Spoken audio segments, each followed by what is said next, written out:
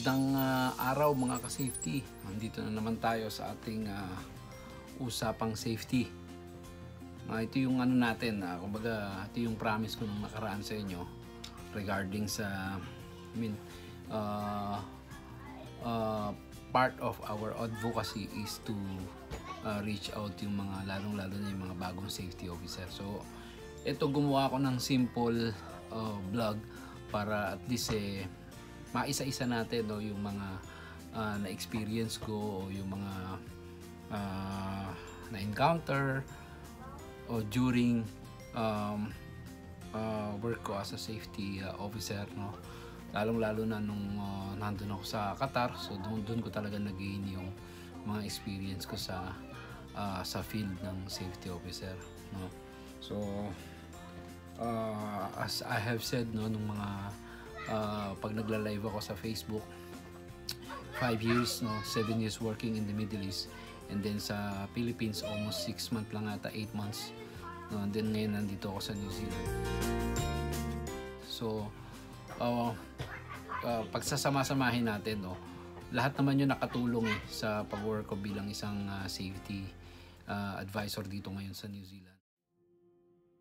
So ang share ko is about yung tinatawag nating documentation o safety procedure. Ito, nakuha ko to, tong practice na to, tong experience na to nung nandun ako sa Middle East, yung mga year 2013 to 2015, no, 2 years ako nag-work sa isang roads infrastructure project, civil. Kaya during that time, yun nga, nagkaroon ako ng chance na maging safety officer, pero ang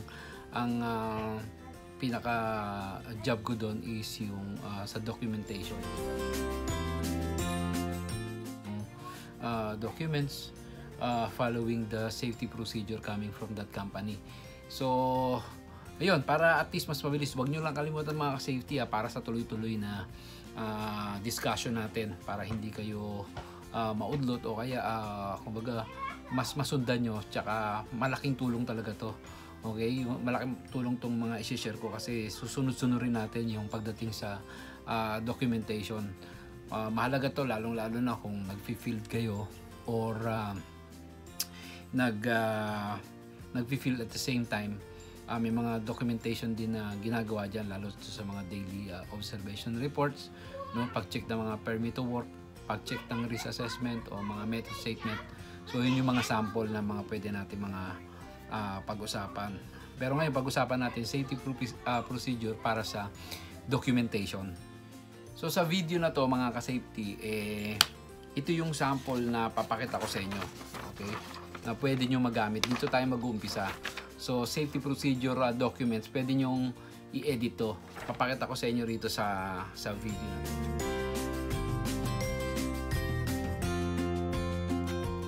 So yung safety procedure na yan, alam niyo naman, yung importance ng written documents. No, pag sinabing written documents, provide step-by-step instruction, no, yung step-by-step instruction, like for example sa procedure pagdating sa paggawa ng risk assessment. Okay? So on how to safely perform a task or activity in workplace. No, kung paano yung step-by-step process nito para at least kung paano magagawa siya ng maayos. No, ganun din tayo sa documentation. No, kaya nga yung mga sample na mga ipapakita ko sa inyo later is halimbawa to mga risk assessment, no, yung mga legal requirements. Ano ba yung mga legal requirements, no? Meron kasi tayong safety procedure index dito na pwede nyo magamit. At ito, actually ito, pinopost ko to nung nandun ako sa office para at least alam ko na kung anong file number yung gagamitin ko. Okay, so magagamit nyo yan. So yung mga sample, ano ba yung mga sample ng mga legal requirements natin? Yan yung sa WARMA, no? Yung kung ginagamit nyo dyan sa Pilipinas, sa DOLE, is yung 5 important documents administrative is yung WARMA.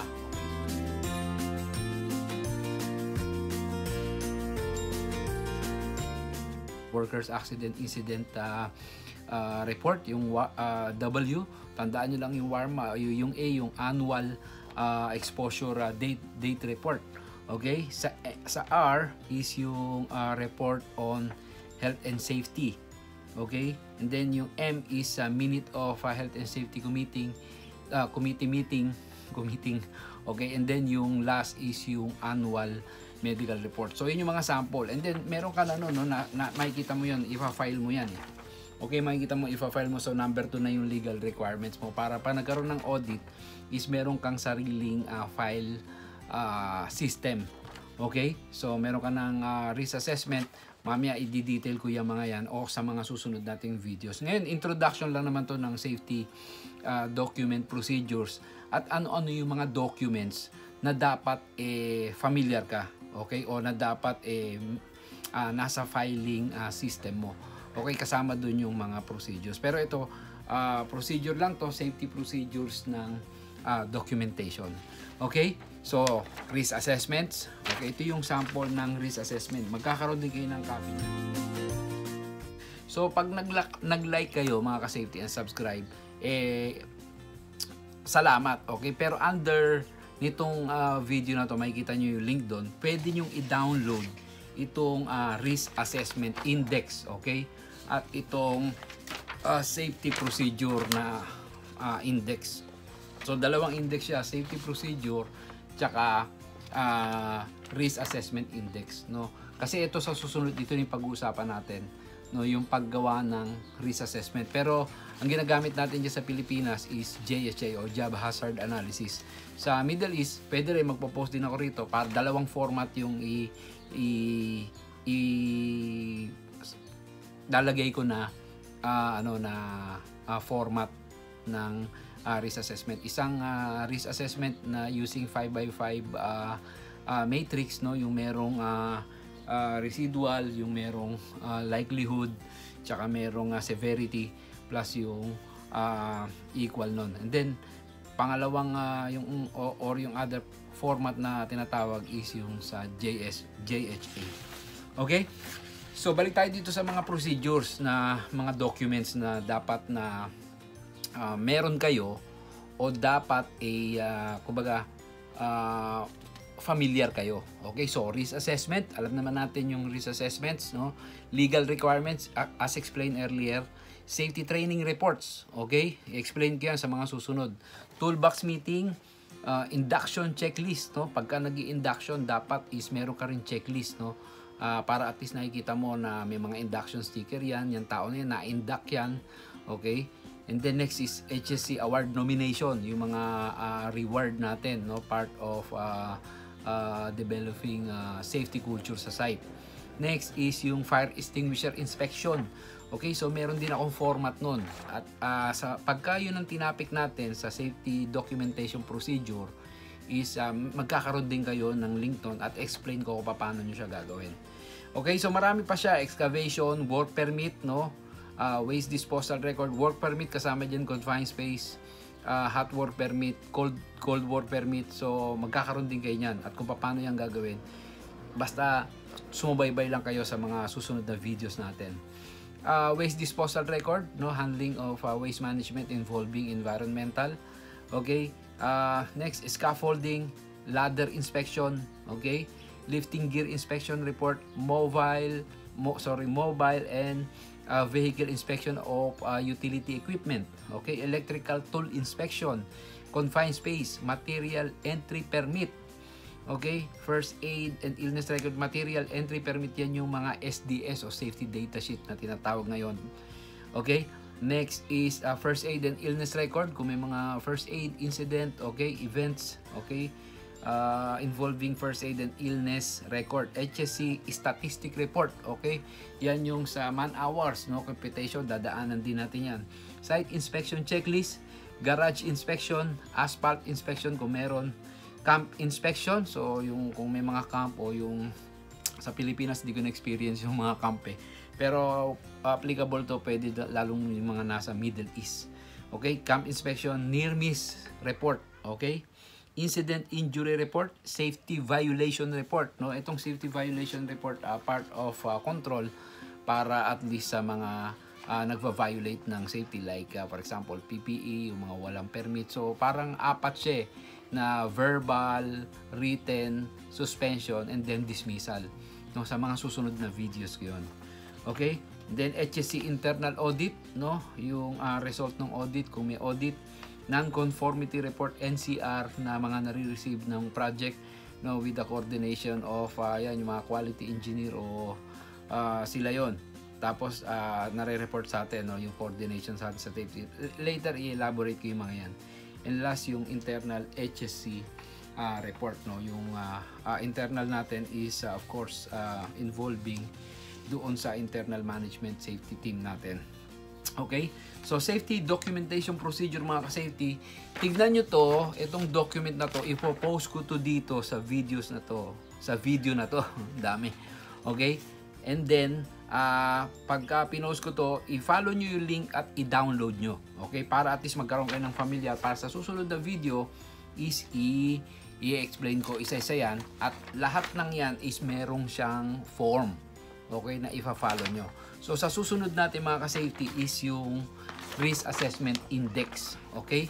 So, nakalagay dyan yung date updated, project name, description of work, no? Yung location ng trabaho, reference number at date. At i-explain ko yan sa susunod.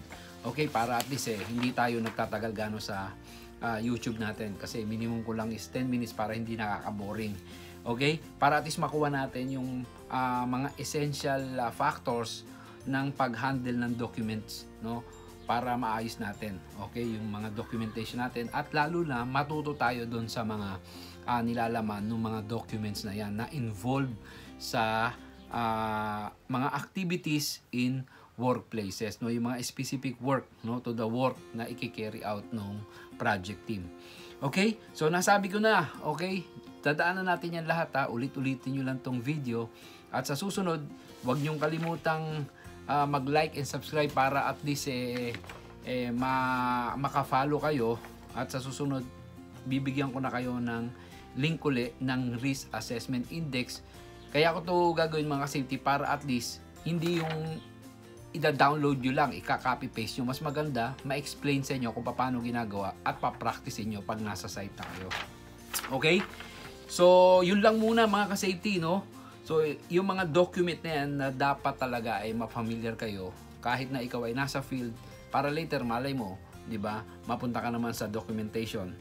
No, safety is a lot of learnings, mga ka-safety. No, number one is of course yung communication, which na-discuss ko ng mga live natin. Tapos pangalawa is yung documentation, then pangatlo is yung engagement, no, para at least maging productive yung pagtatrabaho mo bilang isang safety officer kung saang industry ka man. Okay? So, please, mga ka-safety, follow and subscribe susunod sa usapang safety natin. So, maraming salamat sa mga lagi nanonood sa atin sa live. Ginawa ko to kasi iba talaga marami nagre-request na gumawa ng video para at least yung mga hindi nakapanood ng live is maka-follow dito. Okay? So, usapang safety, mga ka-safety, yung mga nabigyan ko nito nung nasa Pilipinas ako, buti nakaabot kayo, no? Sponsored by Trinovate. Okay, pero isang safety training center na diyan sa Alabang, at yung isang training center na pinagtuturuan ko rin yung Signer Quest Management Consultancy. Okay, so God bless sa inyo, mga ka-safety. Mabuhay ang Safety Officer of the Philippines. No, i-check nyo. And then yung usapang safety natin sa Facebook natin, pwede kayong mag-follow doon, at mag-comments lang kayo, anything, at pwede kayong mag-PM sa akin, mag-direct message. Then kung may kung di busy is makasagot ako sa inyo. Okay, so sa susunod, mga ka-safety, don't forget to like and subscribe itong YouTube natin, at magkita-kita tayo sa susunod para sa risk assessment. Okay, kung paano siya natin gagawin. Okay, so maraming salamat, mga ka-safety. God bless. Mabuhay ang mga safety officer sa iba't ibang dako ng mundo. Okay? God bless.